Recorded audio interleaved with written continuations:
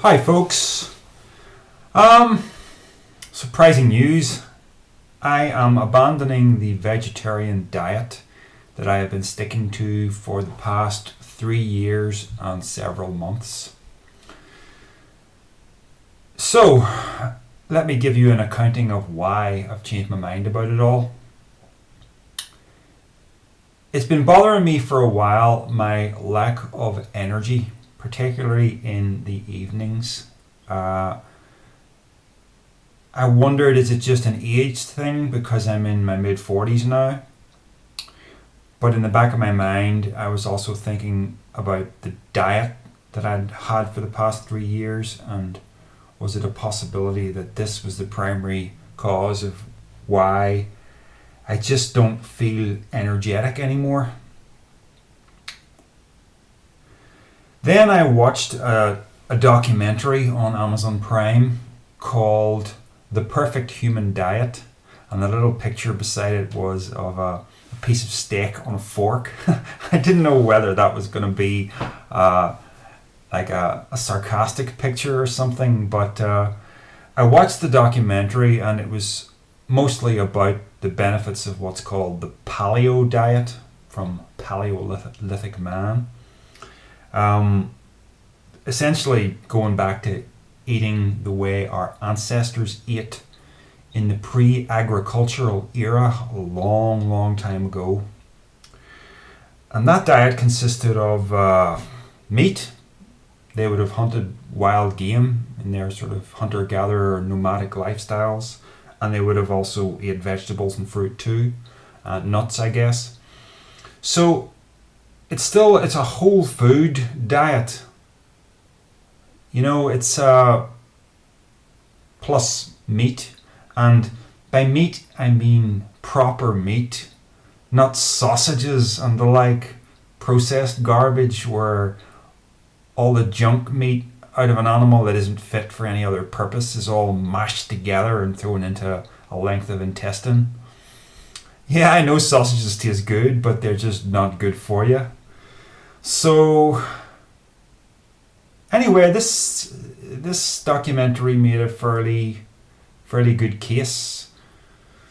The central point being that in terms of human evolution, now I know anatomically modern humans were already on the planet when we were there in Africa and we emigrated out from Africa. I forget how many hundreds of thousands of years ago that was, but you know, we were anatomically modern humans. So we went out of Africa. We may have been vegetarians originally. I mean, there is, the fact that we don't have these big teeth like a carnivore, that's still a valid point, and that's the main point that I was using to justify the vegetarian diet. So it may well be that scarcity dictated a change in diet when we moved out of Africa. So, the theory goes on to state, and it is speculative, that the reason we became much more intelligent is because we started eating meat. Now, the people in the documentary did make this kind of statement with the phrasing, "we believe that." They didn't just say, "this is what happened," because they don't actually know, but it's a theory anyway, that we're as smart as we are because of the meat eating. It made a change in us. I also used the argument in support of vegetarianism that we don't have claws or anything. But, in a sense, we do have claws, because the human organism goes with the environment. So your ability to use your brain to create a sharp implement, you're essentially turning your body temporarily into something fiercer, something that can do real damage to another creature, right? So the evolutionary process, this, in other words, is much more useful than the claws on a cat, right? It can do everything that the cat's claws can do, but it can also, thanks to these babies, do a whole lot of things that a cat can't do, right? So just because we don't see big claws here doesn't mean we're not a predator. But we don't seem to have a predatory instinct towards animals, so that's still a valid point, and I don't have a counter argument to that. But the overall picture I'm getting is that for hundreds of thousands of years, human beings have thrived on a meat-based diet. If it were bad for us, we would not have thrived. Yet here we are. The theory goes that when we parked ourselves in one place and started planting things, and we went from hunter-gatherers to property owners due to agriculture, everything was downhill from there in terms of human diet. We started, wheat fields and everything. It's not a natural part of the human diet. Wheat can be problematic to digest, I hear.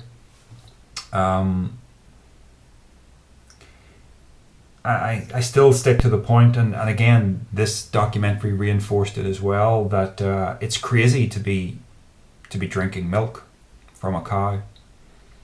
No other animal has milk in its diet, after infancy. And pre-agricultural man, the hunter-gatherer, for a long, long time, nobody in that culture was drinking milk beyond infancy. Yet we thrived. So you can't say that dairy is an important part of an adult's diet. I don't think so. But I had dairy to an extent in my diet because I was very fond of pizza, right? Anyway, getting kind of sidetracked here. So the whole thing about the fatigue I was feeling was a motivating factor for me to consider some kind of change. The documentary made a fairly good point from an evolutionary point of view that we have thrived on a meat-based diet. So you don't find vegetarians in history. You look at cave paintings, you see men with spears killing buffalo and whatnot.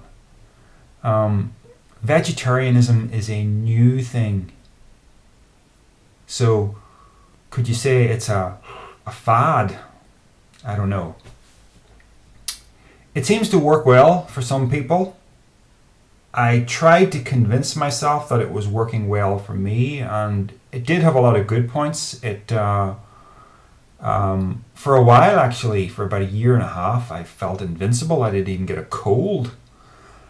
And then in the past year or so, I've had 3 colds, some kind of stomach bug.